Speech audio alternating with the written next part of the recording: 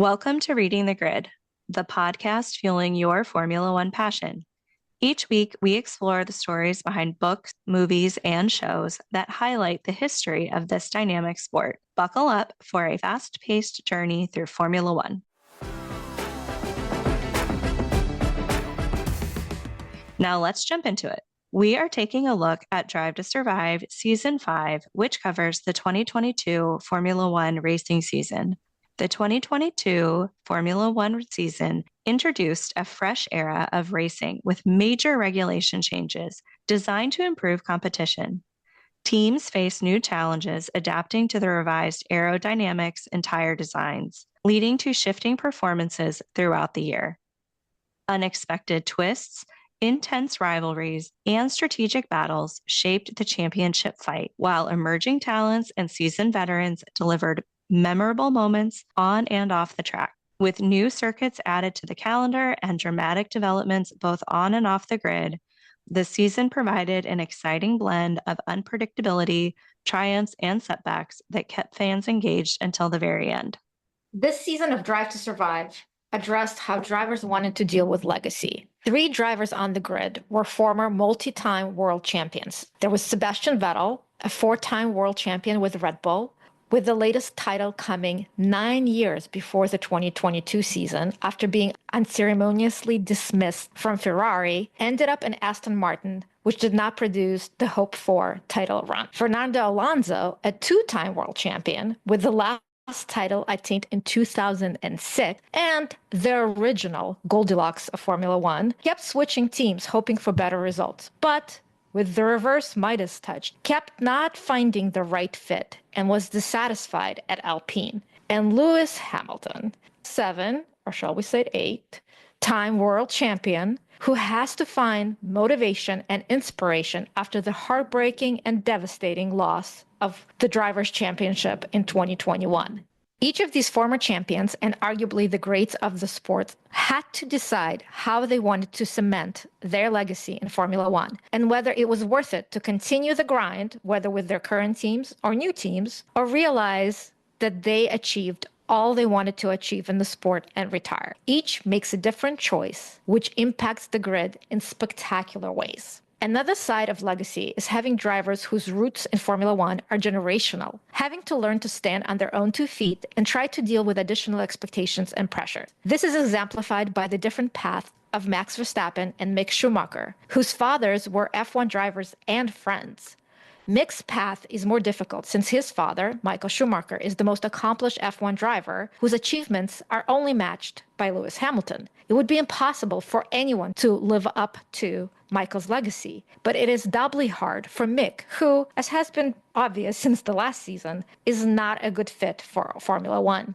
Max, on the other hand, does not have lofty achievements to live up to, since the achievements of his father, Jos Verstappen, in Formula One are nowhere close to Michael's. It also helps that Max is a generational talent, so eclipsing his father is both expected and easier to achieve. There were also plenty of blunders from a driver signing announcement that ended up being premature, to the complete disintegration of Ferrari from being title contenders and leading the championship to barely being able to fight for second place in the constructors.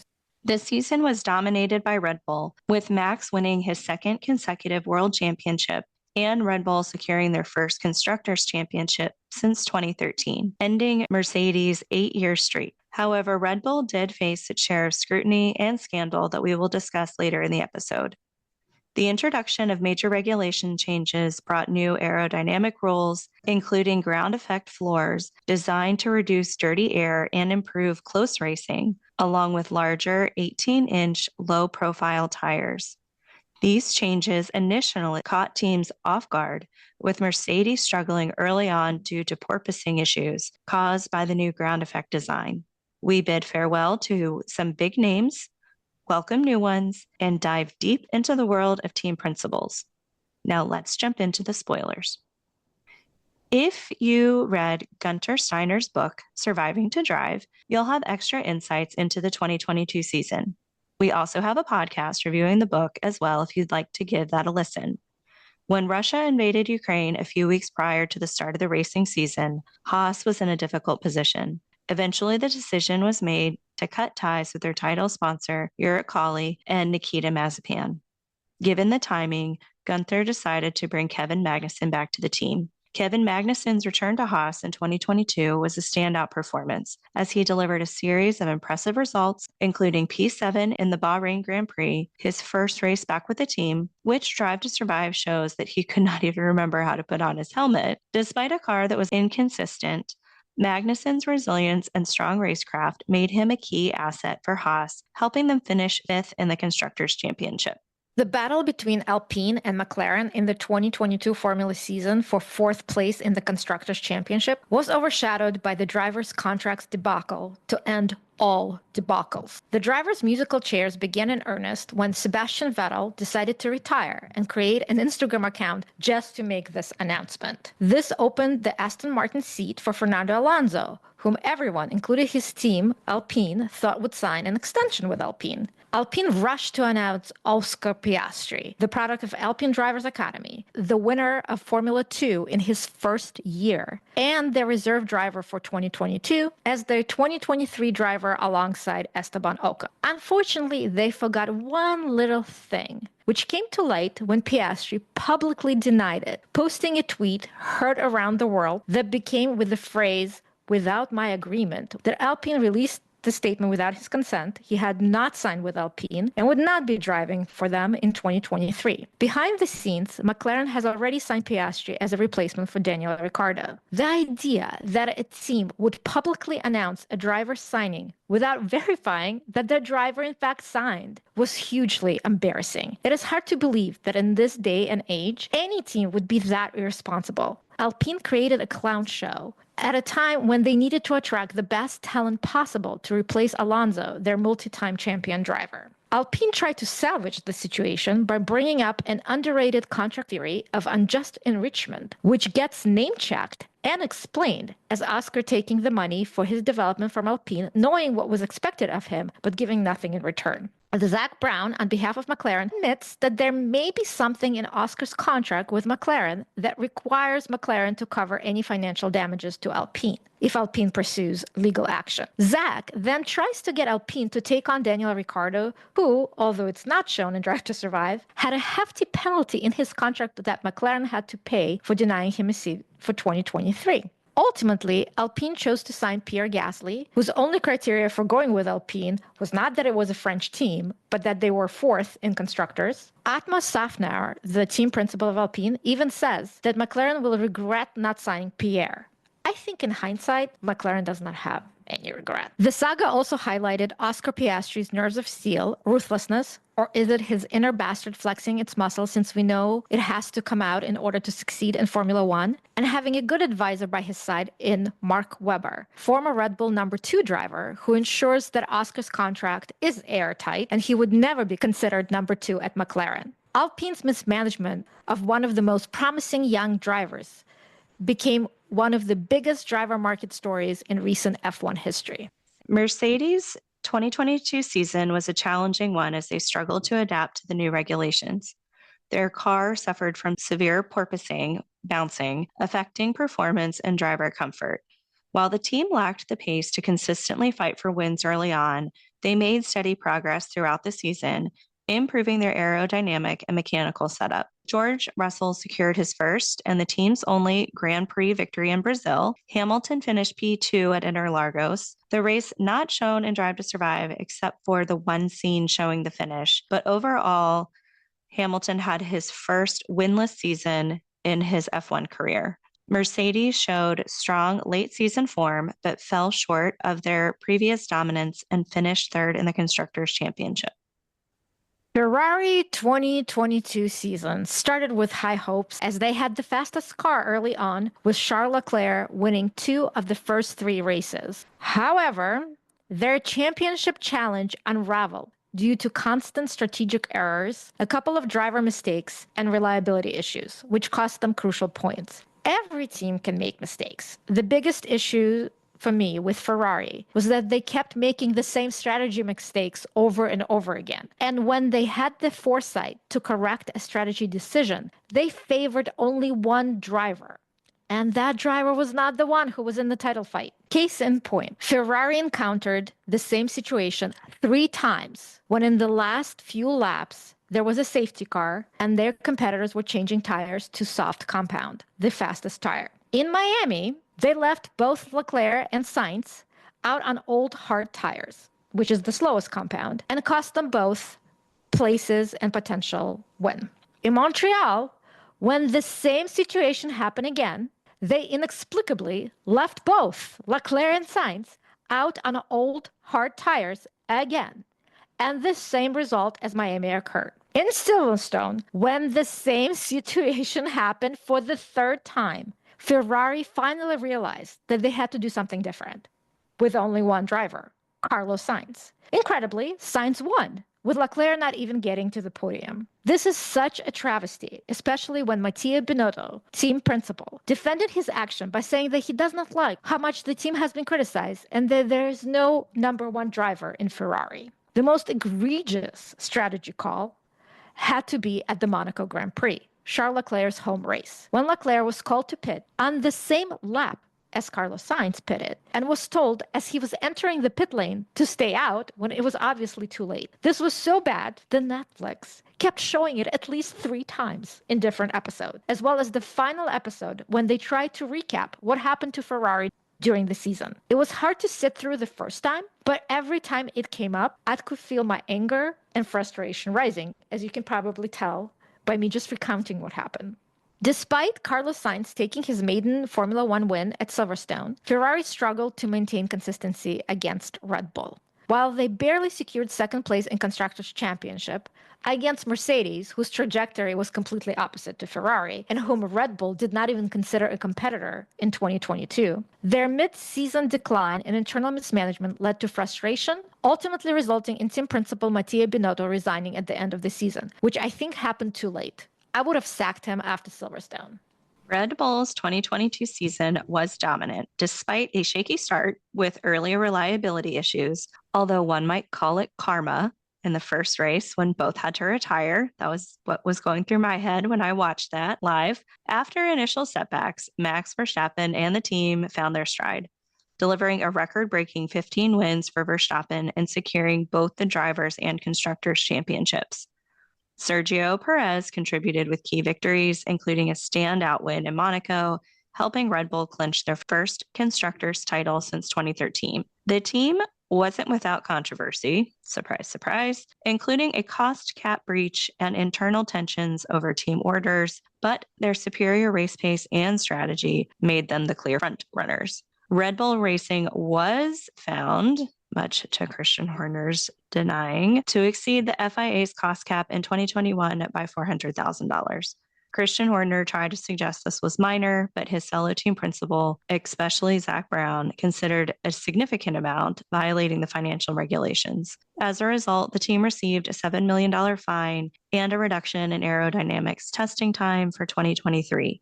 While the breach didn't affect the outcome of the 2021 championship, it added controversy to the already tense season. And it's very interesting, Erin, because the reduction in aerodynamic testing time, I would think would be significant. But as we will see when we get to the next season, Red Bull has extreme resiliency of rising from the ashes when everyone thinks there's no way they could come back from something. I was disappointed, though, that FIA didn't make more of an example out of them because the cost cap went into effect in 2021. I'm glad FIA investigated it. And I know he downplayed it and tried to play it off as it's just catering. It's still over. And literally, when you have drivers who are disqualified for millimeters or the tiniest amount of weight on their cars, the fact that they were only given a fine and that the FIA director said, "I'm your only friend, everyone here is out for blood," it seemed like they were playing favorites a bit to me. This was our first sighting of MBS, Mohammed Ben Sulayem, who, if you haven't followed Formula One, will be a name that will be constantly brought up and not in a good way. But I thought it reeked of conflict of interest. This is another instance of a relationship that should be kept at arm's length, and yet it seemed like MBS was trying to buddy-buddy with Horner, which I didn't think was appropriate. No, it's not appropriate at all. Not at all.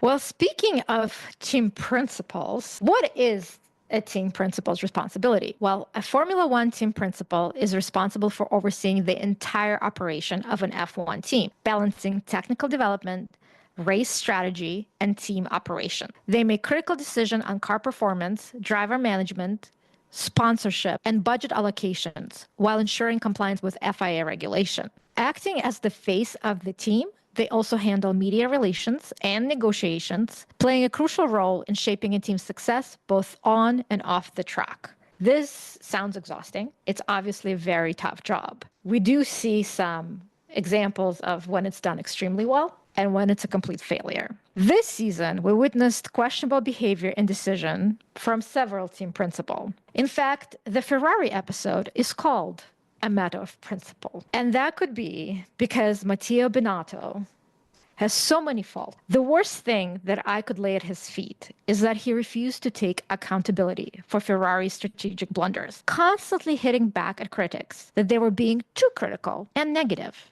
When questioned about doing everything in his power to bury Leclerc at Silverstone by making the same mistake with his strategy 3 times, Matthias said, "We were convinced, even with hard tires, he could maintain his position in this race and win." When challenged with regards to his approach, he said, "What tells you he would have won if he changed tires?" I don't know. How about the fact that the guy you allowed to change tires actually won? That's your evidence that it would have worked if you just tried it. All the other team principals and drivers were very clear that it was Ferrari as a team, and thus ultimately team principal, who were responsible in Leclerc's failure to secure his first driver's championship. Christian Horner said, "They fucked up Leclerc's strategy. They should have boxed both with regards to the situation at Silverstone." At Monaco, Drive to Survive shows Christian and Max discussing how atrocious Ferrari's blunders were. Jos Capito, Williams's team, specifically said that team principal is responsible for the strategy. Toto Wolff, when asked whether team management caused Ferrari to lose wins, answered with "clearly." Fernando Alonso, who used to drive for Ferrari, said after another blunder at the French Grand Prix, "Ferrari always does some strange strategies, so that was one of those." And finally, Lewis Hamilton said Ferrari made so many mistakes this year. Despite Ferrari's strong start to the season and Leclerc's early championship lead, Binotto struggled to lead the team through key challenges leading to frustrations from both drivers and fans. By the end of the season, with Ferrari unable to capitalize on their early advantage, Binotto resigned as team principal, marking the end of an era after 4 years in the role. The most gratifying part of Drive to Survive with respect to Matteo Binotto was the preview for the next season, which included a section called Out with the Old, and included Binotto saying goodbye. Toto Wolff is my favorite team principal on the grid, but he faced a very challenging season as the team struggled with performance issues due to the new regulations, notably dealing with porpoising and the lack of competitiveness compared to Red Bull and Ferrari. Early in the season, Wolff's frustrations became apparent during a team principal meeting where his outspoken comments about the new car and the performance deficit were met with disapproval from other team principals. His emotional outbursts, especially regarding perceived unfairness to the new regulations, led to some tension in the paddock, with rivals viewing his complaints as overly dramatic.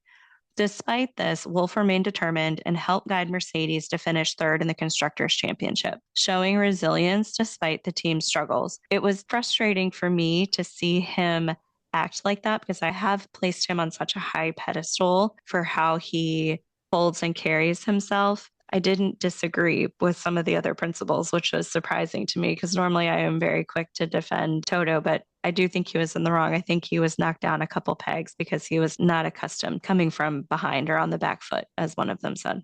I agree. But I think I'm glad he went through that to get it out of his system and also to provide the most hilarious and a hallmark moment, I think, of Drive to Survive, which is when Christian Horner accuses Toto of playing to the cameras. I cannot even begin to touch the hypocrisy of that. And then them going back and forth regarding change their fucking car because Toto was insistent that the porpoising issue is trouble for all drivers, including Checo, and he had printed emails to prove it. So it's hilarious because every time Toto and Christian get into it, you'll have commentators constantly reference this meeting, saying, like, who has the emails to prove something? Although the other team's principals did not appreciate being called, in Gunter's words, killers, you can see the glee in some of their eyes as they see the meltdown from Toto and also the squabbling between Christian and Toto. As Jos Capito says, it was great. Sitting back, watching the drama, it was very entertaining. It was entertaining, even though it didn't shed him in the best of light. Now it is time for memorable quotes. This is the fourth round of the Who Said That Quote game. I am going to try to stump Inna since we are currently tied at 7 apiece. Okay, this is said by a driver. If they want to fight, they will pay the price. Was it Max Verstappen, Charles Leclerc, Fernando Alonso, or Sergio Perez? It does sound a lot like Max. I can't imagine Leclerc saying that. I also can't think. But since you were trying to stomp me, I'm going to go against what I want to say and say Perez. Fernando. He was my second choice, and I went against the grain. Okay. 8-7 in your favor. All right. I don't think I've led this. Prove them wrong and believe in yourself. This is also said from a driver. It's either Mick Schumacher, Yuki Tsunoda, George Russell, or Charles Leclerc. Mick Schumacher? Yes. Whew. 8-8. Okay. All right. 8-8. I want to become the world champion, and I think this year we have an opportunity to do so. Was Leclerc. Leclerc? Yes. You know, you can't stop me with his quote. I know. You're up 9-8. I threw you a softball at the end. Yeah, you did. You did. Like I do pay attention when he talks. So. I figured. Well, you didn't last time. I got you on him. Well, before. that was, yeah. Listen, you get one. So now is the time for us to talk about superlatives. And for my first superlative, it's best on-track action featuring Charles Leclerc and Max Verstappen fighting for the lead in Bahrain Grand Prix that resulted in 5 changes of lead. It was clean, exciting, and exhibited the highest level of skill from both drivers. To this date, F1 fans are clamoring for more Leclerc versus Verstappen on-track battles since Max respects Leclerc more than some of his other competitors and does not become overly aggressive with him. The other superlative I have is best fan interaction, and that goes to your favorite team principal, Erin, Toto Wolff. He met a fan at a Harvard Business School who shows him a dog that she named Toto after him. Toto, the principal, without missing a beat, says he's a good-looking, intelligent dog. It was very wholesome, funny, and a good example of how personable Toto can be. Another superlative is best joke. At the Miami Grand Prix, when Romain Grosjean shows up in the paddock, he jokes with Gunter that he is the DHL driver. And finally, I have most relatable moment. At the French Grand Prix, there's a pain au chocolat station. When Pierre Gasly goes by, he implies that he would love to take one, but he cannot because he has to maintain his diet. Yuki Tsunoda, on the other hand, is grateful to take one, eats it with gusto and pure enjoyment. This moment endeared Yuki to me from the first time I saw this moment and made me smile again when I rewatched it. My first superlative is for biggest hypocrite, and this should come as no shock to anyone. Christian Horner is the outright winner of this one. There were so many times, you've already highlighted one of them, where his hypocrisy, it was just untenable. I couldn't take it. I was so upset. There is a situation that we'll talk about when coming up shortly regarding a safety car at Monza. And when he was on the radio complaining about how it would be unfair to Max, I literally remember jumping off of my couch, yelling at the TV, and promptly saying, what a hypocrite, because they're actually enforcing the rule correctly instead of what happened at Abu Dhabi. Christian Horner wins for biggest hypocrite. Hands down. I'm pretty sure he always will. I just was going to say every season. Every season, without a doubt.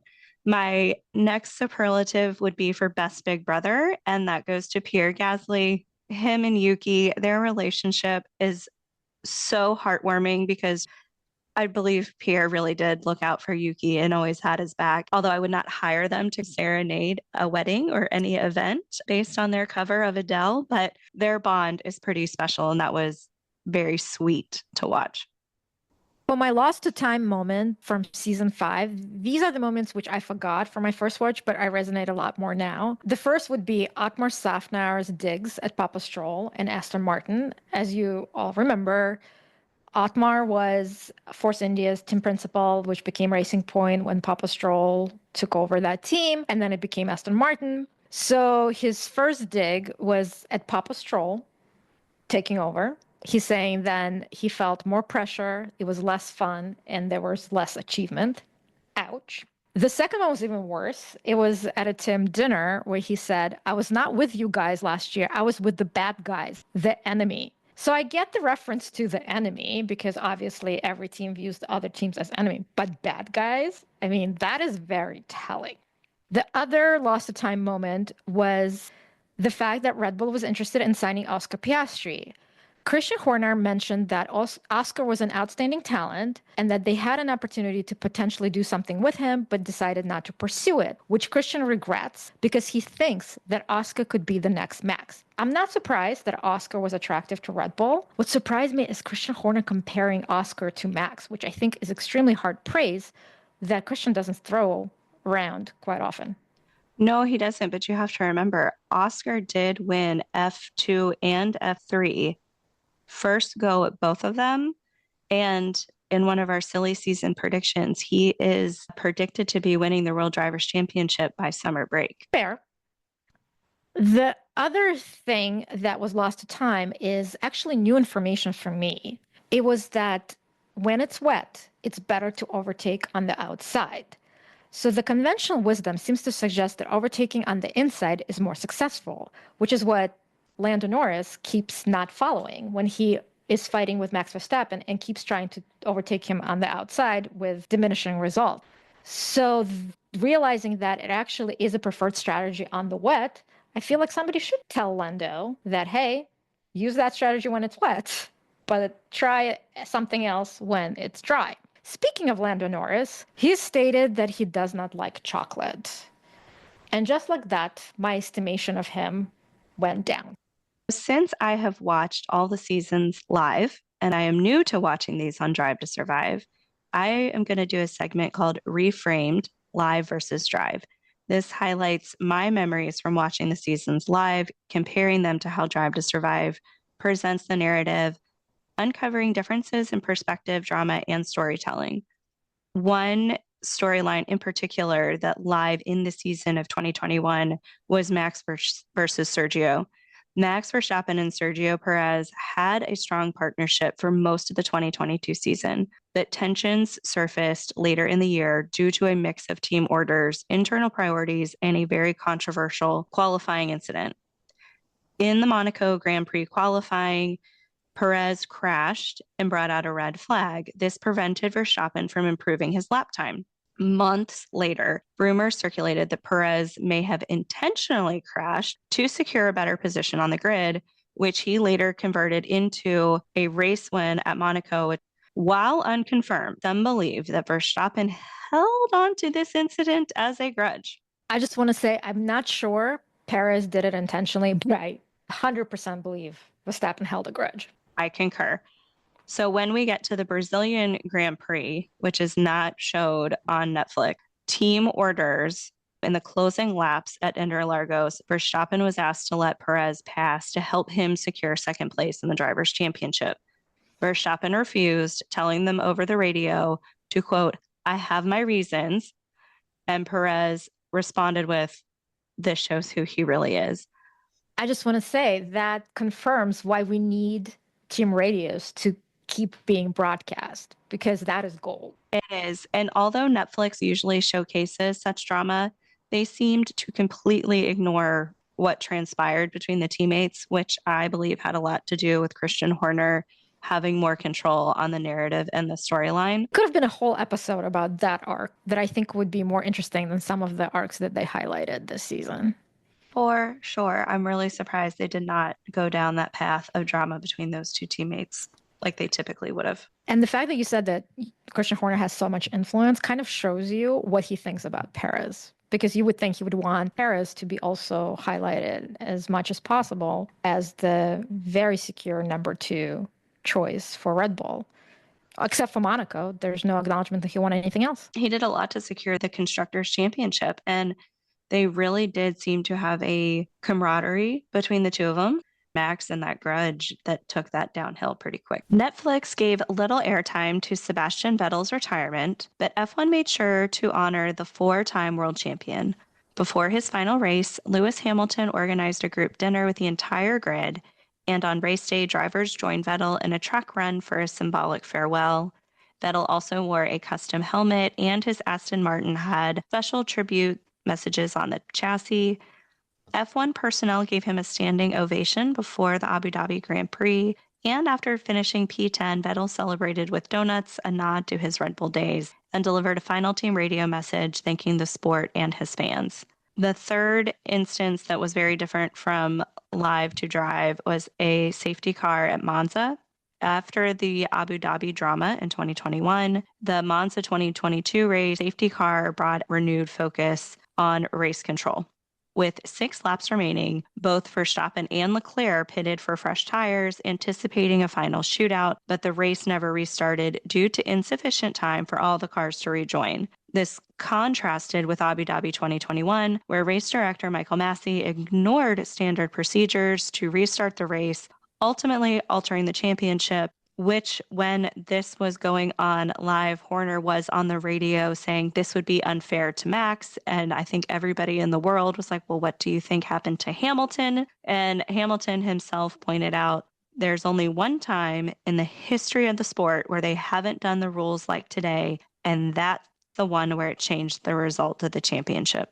This season of Drive to Survive was more of a reset than a nonstop roller coaster action. There were new narratives set up for the new regulation cycle, and we had a lot of drivers acknowledging the fourth wall, especially with regards to Daniel Ricciardo, because at the time, everyone thought it was his final year in Formula One due to Oscar replacing him in McLaren and no other team stepping up to sign him for 2023. Daniel even tells Netflix, "This show would not be the same without me. What do you do?" There is truth in his assertion, since nobody on the paddock has the same presence, charm, and charisma as him. I especially love the moment during the Austin Grand Prix when he shows up in the paddock on a horse. Someone with that much personality, charm, and appeal is very hard to replace. Since this was not as exciting a season as 2021, Netflix was trying really hard to come up with an interesting narrative, to the point that if something did not fit this narrative, they ignored it completely or manipulated what they showed. This is not the first season where they had this done, but it was more noticeable this season. As we mentioned before, there are a lot of races that they show over and over again because they cannot be at all of the races, and sometimes an interesting race can produce multiple storylines. They cannot fit just one episode story arc. This season, this was taken to a new extreme. We saw Monaco a lot. British Grand Prix at Silverstone a lot. On the other hand, we did not see the race in Brazil. So we only saw Kevin Magnussen's pole in misleading highlights of what is expected for next year. We already mentioned that there was absolutely no focus on Max versus Sergio Perez rivalry. And another example of manipulation involving Red Bull happened at Singapore Grand Prix, which was shown only once. Netflix wanted to present that at that Grand Prix, where budget cap shenanigans with Red Bull came to a head, that it affected performance of the team and Max specifically. Max did have a terrible race. He locked up in the beginning and ended up P7 behind both McLarens, including Daniel Ricciardo. He also ended up behind Lance Stroll, which was not shown in Drive to Survive. The scenes of the team show them being dejected, but in reality, Sergio Perez won, which went against the narrative that it really affected the team. So what Netflix decided to do, they never show who won that race. They never indicate that the other Red Bull driver won because it doesn't fit the narrative. This was highly manipulative. This season makes me apprehensive of what will be shown next year because, spoiler alert, 2023 Formula One season is not as exciting as 2022. I'm especially hesitant because they used Kevin Magnussen's pole in 2022 to prop up the storytelling for 2023 season. This is highly suspect and makes me think a lot of the drama in the next season will be manipulated. Could be, and I'll find out since I started watching, and my live to drive might be a little bit longer than 3 points. While we are on topic, let's talk about this current season's silly season rumors or just some F1 updates. So the week that this is going out is actually preseason testing in Bahrain. So it'll be exciting to actually see some data coming out, what we can expect for 2025. Also, Gunther Steiner finalized his settlement with Haas. In 2024, Gunther took legal action against Haas, claiming that the team breached agreements by continuing to use his name for promotional purposes and not paying bonuses that were promised. As you recall, he was let go at the end of the 2023 season. Haas brought a counter lawsuit against Steiner involving his book, Surviving to Drive. This legal battle was resolved after 28 hours in mediation. Both parties have confirmed that they have settled the matter and wish each other well for the future. One exciting thing that we might see is to add a mandatory second pit stop to Monaco. Monaco is, as they say, the crown jewel on the racing calendar as far as circuits go. For a viewer, it's not the most exciting to watch because typically whoever is on pole position is the winner of the race. If you add a mandatory second pit stop, this can completely change the strategy and make this race a little bit more exciting. Just one thing about the second pit stop in Monaco. So I completely understand why that would be beneficial to make the race a little bit more interesting. For me, depending on who's winning, I don't care that it's a 70-lap procession. I will watch my favorite driver lead that procession until the end. But I'm also hesitant because I just went through all the Ferrari strategy blunders. Giving Ferrari another pit stop to completely mess up gives me some heart palpitations. But on the other hand, we are under different team principle. The team is very much more together. So fingers crossed, that includes some excitement. And the last silly season rumor, Otmar, our favorite team principal, who is attention to detail, hopefully will have improved if this silly season rumor comes to fruition, is that he has been working with American funders and a car manufacturer and is looking to add a 12th team for the future to the grid. We'll see. We might see him back on the grid. And I just want to add, we are already seeing Mattia Binotto on the grid as team principal of Sauber. I think I feel about that the same way Charles Leclerc feels, which is out of sight, out of mind. So why are you back?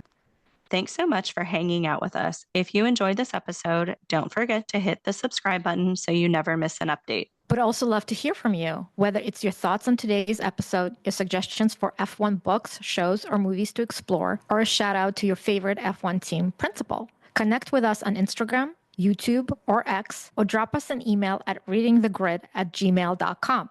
We want your ideas to fuel this podcast, so don't be shy. Thanks for joining us on Reading the Grid. Keep your engines running and your pages turning. Until next time.